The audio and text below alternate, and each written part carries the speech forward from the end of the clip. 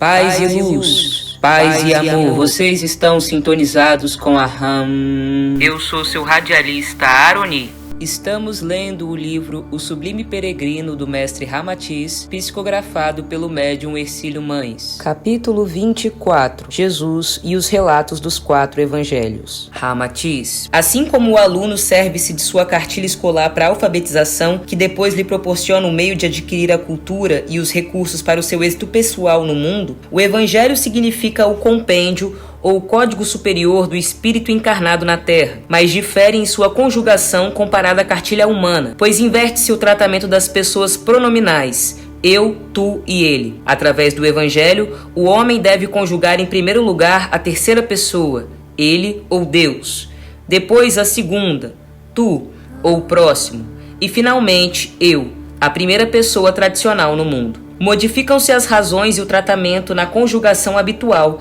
pela abdicação da personalidade humana em favor da individualidade espiritual. Graças ao Evangelho de Jesus, conceituando a existência de um só Deus, magnânimo e justo, então proclamou-se a igualdade absoluta entre os homens e a sua confraternização como filhos de um só Pai. Mesmo que o Evangelho fosse apenas um arranjo fantasioso, fruto da imaginação de poetas, filósofos ou religiosos aglutinando conceitos e máximas em torno de um Jesus fictício, jamais alguém descobriria fonte de moral mais pura e reserva de ensinamentos mais elevados para a salvação e ajuste da humanidade. Todos os esforços, atos, sonhos, ideais e intenções que os homens empreenderam para a conquista de virtudes sublimes ou de amorosa confraternização já se encontravam expressos no código superior do Evangelho. Malgrado as interpolações, incoerências, lendas, contradições ou arranjos sobre o que disse e viveu Jesus, jamais alguém poderá aminar a contextura sublime do Evangelho, que é fruto inconfundível da inspiração divina. No entanto, o que deveria surpreender os próprios críticos ou desfiguradores da obra de Jesus é que os evangelhos se originaram de anotações pessoais de sua vida e dos seus ensinos entre um povo cativo e primário. Quem poderia pressupor naquela época que um singelo grupo de pescadores, campônios e gente de má fama, ao registrarem os exemplos e os ensinamentos do seu querido rabi e mestre, estavam compondo a obra moral e educativa mais fabulosa para a modificação histórica e redenção espiritual da humanidade?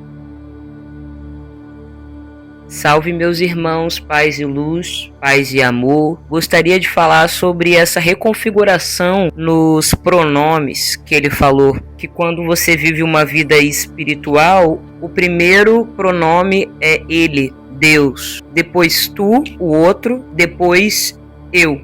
Isso é muito profundo. A abnegação do eu, né, para que a gente possa, em vez de falar de mim, falar de nós e, acima de tudo, Deus, nosso Pai Criador, Criador do Universo, Criador de toda a criação cósmica universal.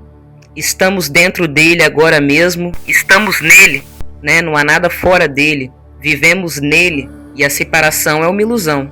Só que para que esse aprendizado seja compreendido a nível de alma, deve-se haver antes uma purificação muito profunda de tudo que foi aprendido aqui na Matrix, porque a Matrix ela faz o contrário, ela estimula o eu, o outro vem depois e Deus nem existe.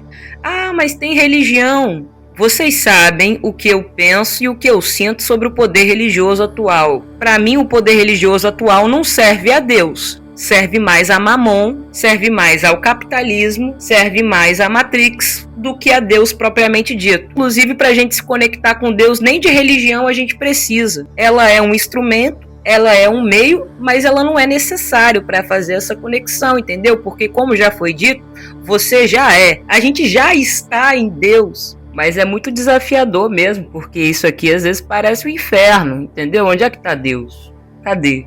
Deus está onde? Na natureza, dentro de você mesmo. E aí o sistema, o capitalismo, a manipulação fazem questão de quê? De destruir a natureza, de te desconectar da natureza e da sua própria natureza, porque desconectando você da sua própria natureza, você perde Deus em si. perdendo Deus em si, você fica manipulável. A vida no planeta Terra não é fácil. As forças contrárias que atuam aqui, elas são muito intensas, elas vêm com tudo. Poucos têm a opção, a possibilidade de serem quem são, de viverem uma vida já despertos, já em conexão, já com essa maturidade espiritual sendo desenvolvida e estimulada. A maioria se perde na massa, a maioria se engana profundamente, a maioria não sabe nem que está adormecido. Temos hoje uma sociedade de pessoas tristes, ansiosas, depressivas, angustiadas, mas estamos falando para nós mesmos que a nossa qualidade de vida está aumentando, porque estamos vivendo mais, porque houve um avanço na tecnologia, na medicina, etc e tal. Estamos falando para nós mesmos que nunca estivemos tão bem, porque agora temos isso e aquilo. Estamos falando para nós mesmos que o século XXI é o século da informação, porque hoje temos acesso a um conhecimento facilitado, a plataformas digitais, virtuais, e isso é realmente muito bom, mas a gente não conversa sobre o outro lado da moeda. Eu acho que a gente nunca esteve tão desconectado, sabe? Eu acho que o ser humano ele nunca esteve tão longe da sua essência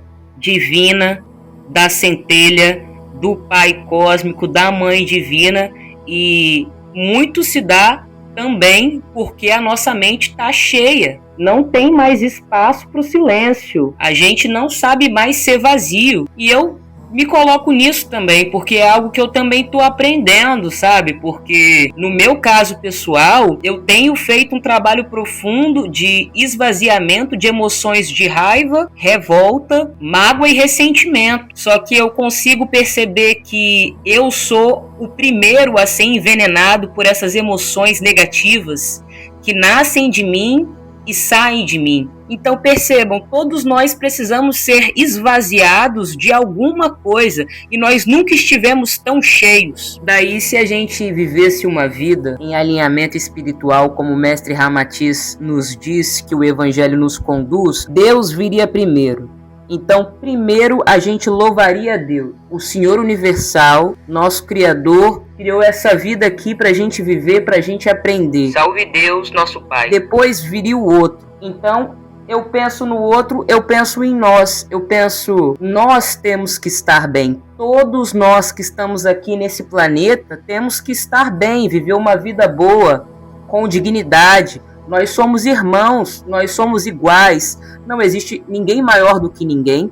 Não existe ninguém melhor do que ninguém, porque nós vivemos em nós. Nós não vivemos no eu. E depois eu. Qual o meu papel para que nós possamos viver bem? Qual a minha função aqui na comunidade para que nós possamos viver bem em comunidade planetária, para honrar os ensinos de Deus, nosso Pai Criador? Essa é uma perspectiva espiritual de vida planetária. O eu, ele é abafado pelo nós. E isso não é negativo. Isso é muito positivo. A gente tem visto mazelas sociais acontecendo a nível planetário, porque uns se sentem muito confortáveis em explorar outras pessoas, em oprimir, em dominar, para ter para si. Bota fé? É tudo para ter para si. Então, esse eu, esse ego, ele entrou num desequilíbrio tão profundo que ele está oprimindo um planeta inteiro para satisfazer necessidades